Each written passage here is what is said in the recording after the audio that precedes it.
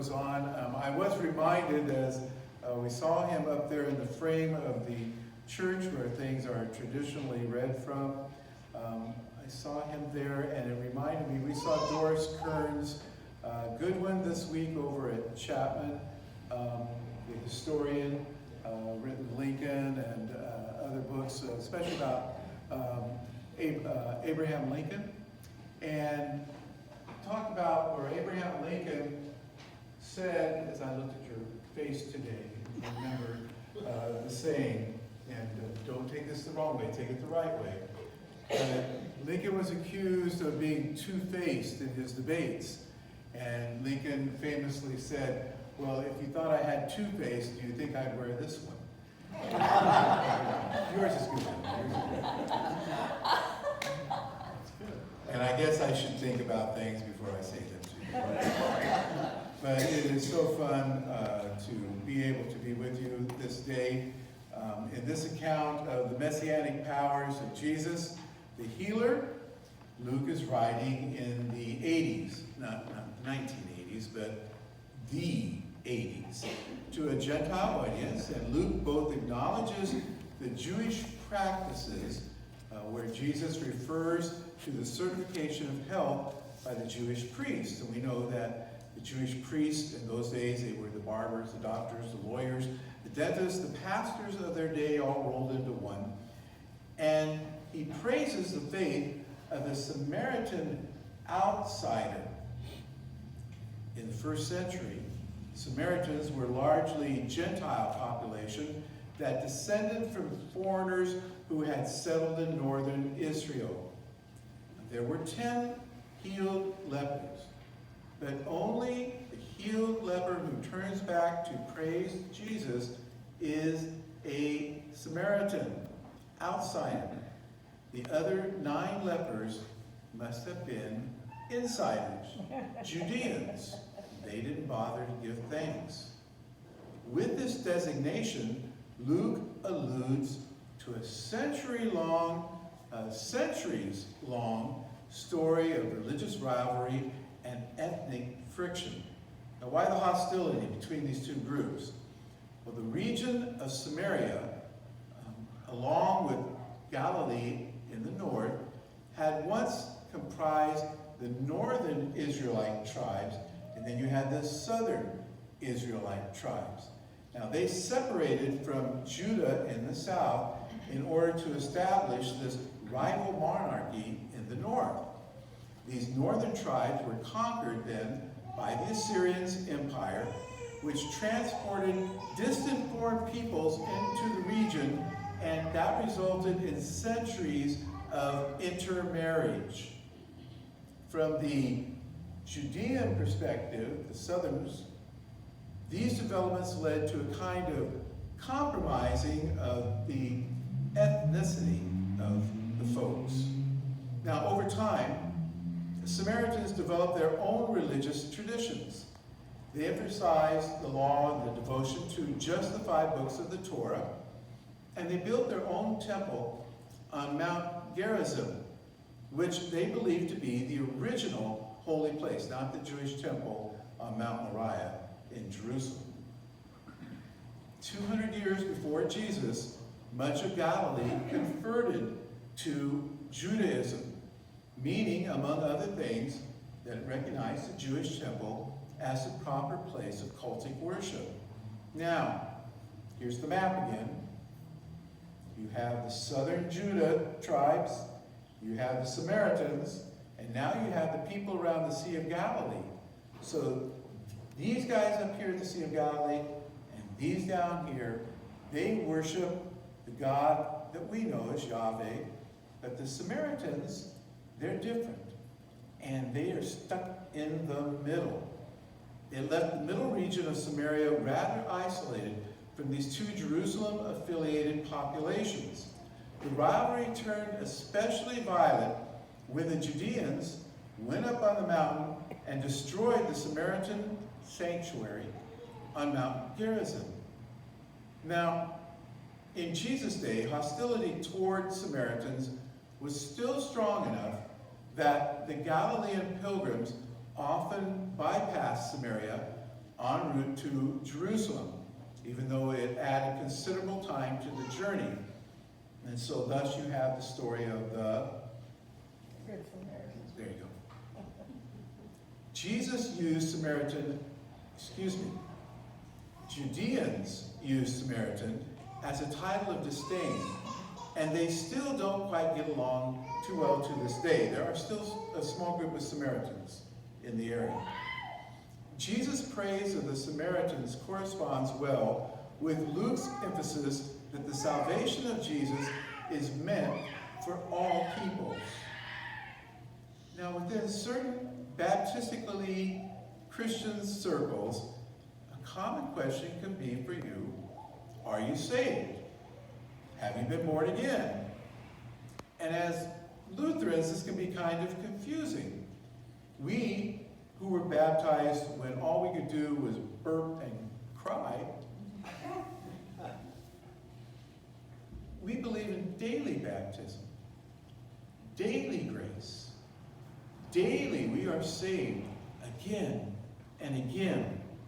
Bring us peace with God. When that saved question is asked, often the understanding of salvation is only about going to heaven after death. Well, I don't believe it's that simple. Today's gospel poses a rather different understanding of salvation altogether. Now here we're going to continue with this teaching. At the end of today's gospel, Jesus tells the Samaritan leper, "Your faith has made you well." Now, the word for made well here is the Greek word sozo. It appears that the word sozo is used in three different ways: to save from certain death, to be healed, and also for salvation. This gospel, then, is a story of someone being saved. Now, likewise, the root word of salvation is salva, a healing balm. The biblical understanding of salvation, it's a healing balm. It's a state of wellness. It's a healing here and now is salvation. And it ensures our eternal salvation. Now, in order to put this into a story rather than just teaching today, let me tell you a story about a Hewahini Kahiko. That is an old Hawaiian woman, about how she was saved, about how she was made well, and about how she, as an outsider, returned to give praise to God. Now, 12-year-old Margaret Kapuni had just danced before Honolulu's 1934 May Queen. As she left the steps, health inspector grabbed her wrist and said, "You are a leper, child, and you will come with me." Now, at the leper receiving station, she was positively diagnosed and sent to Kalapapa, the leprosy settlement at Molokai. Now you can imagine where children could be yanked away from their parents and put into isolation on this island of Molokai. They were so afraid of this disease of leprosy. And if you wonder about that at all, how people could do that, it's not so long ago that we were so afraid of AIDS.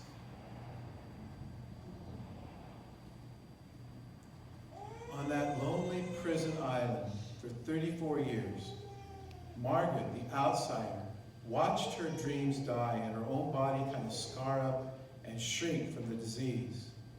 There, over the next decades, Margaret watched her 3 husbands, afflicted husbands, die one after the other. There, her newborn children were torn from her arms and taken and shipped to foster homes on Oahu. There, she dressed the sores of the living, closed the eyes of the deformed victims of the disease, the ancient Egyptians called death before death. There, in 1969 though, her leprosy, called Hansen's disease, was finally arrested by a new grouping of drugs, all put together in this multi-drug therapy. And Margaret was made well and released from Molokai and moved into a small one-room apartment in the high-rise slums of Honolulu. And yes, there is poverty in paradise. Once again, she was an outsider surrounded by poverty and despair. Margaret dreamed a new dream. She would spend the rest of her life caring for her fellow outcasts in the Oahu Towers. Now, inspirational books have been written about Margaret. I have one from her also, Margaret of Molokai, The Miracles of Molokai, and her work when she moved from the island of Molokai isolation into the population of the homeless and the hungry and the poverty people of Honolulu. Margaret had lost everything.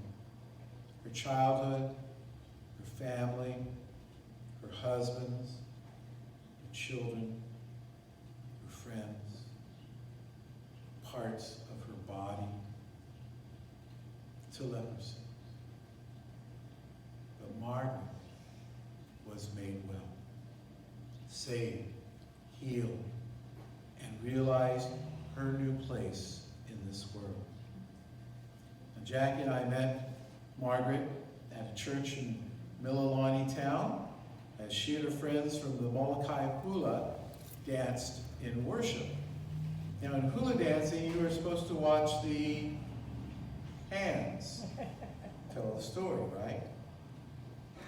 What we saw, though, were the hands of Margaret and her other dancers that had been eaten away by the cruel disease of leprosy.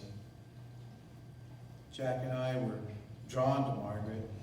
She shared her faith, and we were blessed to get to know her and call her our friend. I spent time working with Margaret in her shabby little apartment in the slums of Honolulu, and our friendship over the time taught me to face suffering that most of us can never imagine. Instead of giving way to her grief and loss, Margaret spent the rest of her life easing the suffering of others.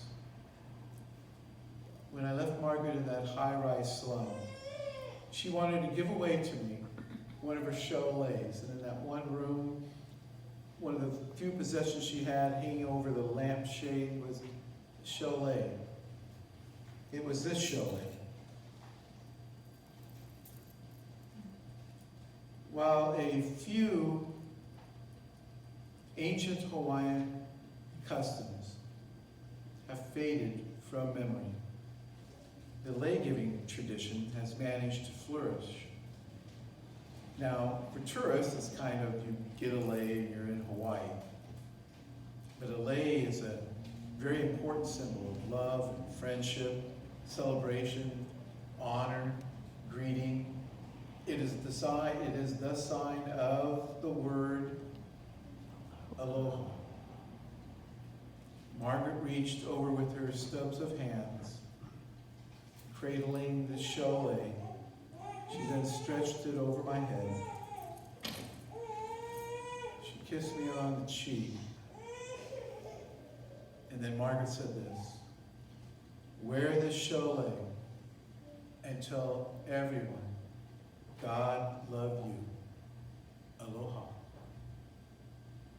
Over my many years of ministry work, I have worn, and I think worn out, this chalet, baptizing hundreds of folks. It's been my honor to do, into the death and resurrection of Jesus Christ.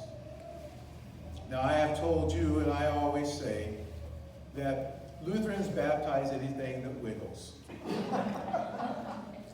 And I have thrown water from horseback at the side of a 100-year-old creek at the Anderson's family farm in Nebraska, because that's the way great-grandpa was baptized.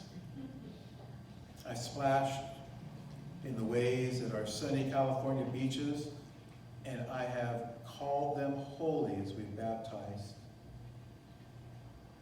For each and every one, I have rejoiced time and time again in God's presence and God's angels for life now, salvation now, and life to come, salvation to come.